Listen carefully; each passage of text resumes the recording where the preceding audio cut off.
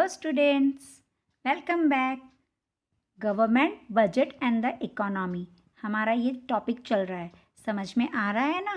मज़ा आ रहा है कैसे बजट बना, गवर्नमेंट बजट क्या होती है ये हमने समझ लिया। डायरेक्ट टैक्सेस क्या है, इनडायरेक्ट टैक्सेस क्या है, रिसिप्ट्स क्या है, capital receipts, revenue receipts, capital expenditure, revenue expenditure, ये सब हम लोगों ने समझ लिया। लेकिन क्या इससे ही आप समझ सकते हो कि गवर्नमेंट को पता चलेगा कि इनके पास कितने एक्स्ट्रा मनी है, सरप्लस है या डेफिसिट है, वो उनको समझ में आएगा? नो। अब उसके लिए कुछ ना कुछ मेजर्स है गवर्नमेंट डेफिसिट के। तो मेजर्स ऑफ गवर्नमेंट डेफिसिट, या फिर हम इसे बोल सकते हैं बजटरी डेफिसिट्स, राइट? तो नेक्स्ट अब कंटिन्यू करेंगे हमारा new topic of this chapter only, measures of government deficit, और you can also call it budgetary deficits. ये deficit, measures of government deficit, सबसे पहले ये तो पता चले डेफिसिट होता क्या है। डेफिसिट बजट मतलब क्या?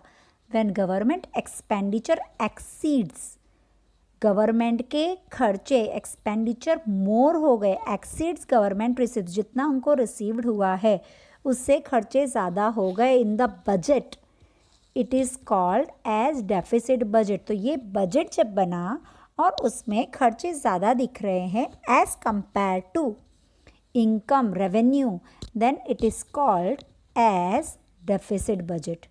Okay, there are 3 types of government deficit: revenue deficit, fiscal deficit and primary deficit. ठीक है, तो budgetary deficit is defined as the excess of total estimated expenditure over total estimated revenue. अब हम first deficit लेते हैं, that is revenue deficit. Revenue यानी वो हम लोगों को जो इनकम हो रही है गवर्नमेंट को टैक्स से, नॉन टैक्स रेवेन्यू, ये सब से, ठीक है, दैट इज रेवेन्यू रिसिप्ट्स।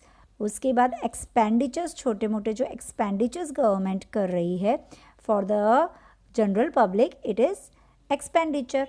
अब रेवेन्यू डेफिसिट, डेफिसिट का मतलब क्या है कि जब हमारे एक्सपेंडिचर हमारे रिसिप्ट से ज़्यादा हो गए, नाम क्या है? Revenue deficit. तो रेवेन्यू डेफिसिट क्या होगा? जब रेवेन्यू एक्सपेंडिचर रेवेन्यू रिसिप्ट से ज़्यादा हो गए हैं, दैट इज़ रेवेन्यू डेफिसिट। तो इसका डेफिनेशन क्या बोलता है? The difference between revenue expenditure and revenue receipt is known as revenue deficit. Difference बता रहा है एक्सपेंडिचर और रिसिप्ट का। It shows the shortfall of government's current receipts over current expenditure. ये बता रहा है कि गवर्नमेंट के पास उतना सफिशिएंट अमाउंट नहीं है जो बजट बनाया उसमें कि वो रेवेन्यू के ये छोटे मोटे रेकरिंग एक्सपेंडिचर कर सके।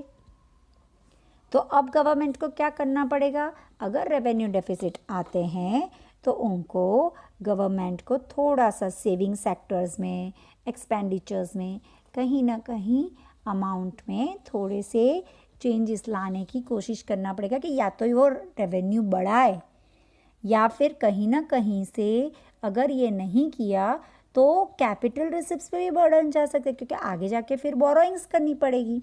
तो रेवेन्यू डेफिसिट में ये हुआ है कि हमारे एक्सपेंडिचर ज़्यादा हो गए as compare to income receipts. So और high revenue deficit gives a warning signal, ये गवर्नमेंट को सिग्नल दे रही है, बता रही है कि देखो आपके खर्चे बढ़ रहे हैं, अब आप ध्यान रखो। अगर ये छोटे मोटे खर्चों में ध्यान नहीं रखा तो आगे जाके आपके बड़े खर्चों की प्रॉब्लम आ सकती है। Okay, this is revenue deficit. Next is fiscal deficit. Fiscal deficit ये क्या बताते हैं? ये बताते हैं कि excess of total expenditure, total expenditure कितनी ज़्यादा है ओवर टोटल रिसिप्ट्स, लेकिन ये बोरोइंग्स को एक्सक्लूड करती है, ये बोरोइंग्स को इंक्लूड नहीं करती है। ये डेफिनेशंस और उसके फॉर्मूलाज एक ही हमारे साथ में बन जाते हैं।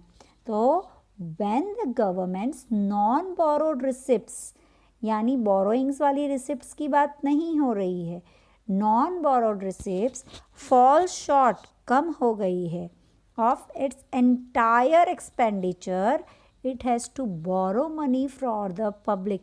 अब उनको कहाँ से बोरो करना पड़ा है? फ्रॉम द पब्लिक, क्योंकि अभी पैसे कम पड़ रहे हैं।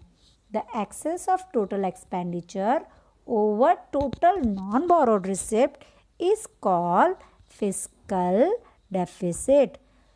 इम्प्लीकेशंस क्या होते हैं आपको पता है फिस्कल डेफिसिट के? ये बताता है कि अगर यहाँ पर बोरोइंग्स को हम लोग नॉन बोरोड के बारे में बात करें, बोरोइंग्स के बारे में बात नहीं करते हैं, तो हमारी कंट्री अगर फिस्कल डेफिसिट में जा रही है तो कर्जे में डूब सकती है, डेट ट्रैट में हो सकती है, महंगाई बहुत ज़्यादा बढ़ सकती है, हम लोग फॉरेन कंट्रीज़ पे अमाउंट के वजह से डिपेंडेंट रह सकते हैं और हमारी इकोनॉमिक ग्रोथ में भी प्रॉब्लम आ सकती है। ठीक है, तो हमें क्या करना चाहिए? फिस्कल डेफिसिट के लिए गवर्नमेंट इंटरनल और एक्सटर्नल सोर्सेस से बोरोइंग्स करती है। इंटरनल सोर्सेस यानी पब्लिक से, कमर्शियल बैंक से, और एक्सटर्नल सोर्सेस यानी फॉरेन गवर्नमेंट्स, इंटरनेशनल ऑर्गेनाइजेशंस, उनसे बोरो करना। गवर्नमेंट कोशिश करती है कि उनको ज़्यादा से ज़्यादा बोरोइंग्स नहीं करना पड़े। अब अगर ज़्यादा डेफिसिट हो जाती है तो आरबीआई को ज़्यादा प्रिंटिंग ऑफ नोट्स भी करना पड़ता है। This is fiscal deficit. हमारे डेफिनेशन और हमारा फॉर्मूला एक साथ में हो रहा है। This formula is the only definition. Next is primary deficit. Primary deficit is the fiscal deficit minus interest payments, यानी जितनी हमारी फिस्कल डेफिसिट्स हुई है उसमें से इंटरेस्ट पेमेंट्स को हटा दिया। इंटरेस्ट पेमेंट्स को क्यों हटा दिया? बिकॉज हमको करंट ईयर की सारी चीज़ों के बारे में कैलकुलेशंस करना है। इंटरेस्ट पेमेंट्स तो ये भी हो सकता है कि हम लोग प्रीवियस ईयर्स में जो बोरोइंग्स किया है हम उसका इंटरेस्ट पे कर रहे हो, इसीलिए अर्लियर लोन्स के इंटरेस्ट को इसमें नहीं कंसीडर करते हैं। सो वी कैन से अ लो और ज़ीरो प्राइमरी डेफिसिट इंडिकेट्स, अगर लो प्राइमरी डेफिसिट है या ज़ीरो प्राइमरी डेफिसिट है तो ये बता रहा है कि इंटरेस्ट कमिटमेंट्स जो अर्लियर लोन्स पे लिए गए हैं have force the government to borrow, ये बताता है। इसीलिए इट इंडिकेट्स फिस्कल डेफिसिट्स में से जितने भी माइनस करना है हमको इंटरेस्ट पेमेंट्स, वो हमने हटा दिया है। तो primary deficit is the fiscal deficit minus interest payments. ये तीनों फार्मूलाज को एक बार हम रिवाइज कर लेते हैं, right? Fiscal deficit is equal to total expenditure minus revenue receipts minus capital receipts excluding borrowings. Revenue deficit is equal to total revenue expenditure minus total revenue receipts, and primary deficit is equal to fiscal deficit minus interest payments. ये सारे formulas हमारे definition में ही included है। आप इन formulas को लिखकर अच्छे से लर्न कर लीजिए ताकि जब प्रैक्टिकल सम्स सॉल्व करेंगे तो you will be able to do it very nicely and understand, right? तो इसके कभी कभी प्राइमरी डेफिसिट, फिस्कल डेफिसिट, इनके डिफरेंस भी आते हैं। तो डिफरेंस के फर्स्ट पॉइंट में हम क्या लिखेंगे? उनके मीनिंग लिख देंगे। सेकंड वो लिख देंगे कि इसके इंडिकेटर्स क्या है कि यहाँ पर कौन सी चीज़ गवर्नमेंट कब ले रही है, ये प्राइमरी डेफिसिट या रेवेन्यू डेफिसिट कब हो रहा है या फिस्कल डेफिसिट कब हो रहा है। एंड थर्ड में हम फॉर्मूला लिख लेंगे। इस तरह से एग्ज़ाम में आता है। तो 3 मार्क्स के क्वेश्चन में हम 3 पॉइंट्स लिख सकते हैं। समझ में आया? तो you have to revise this formulas, write it very nicely and revise, then we will solve the problems.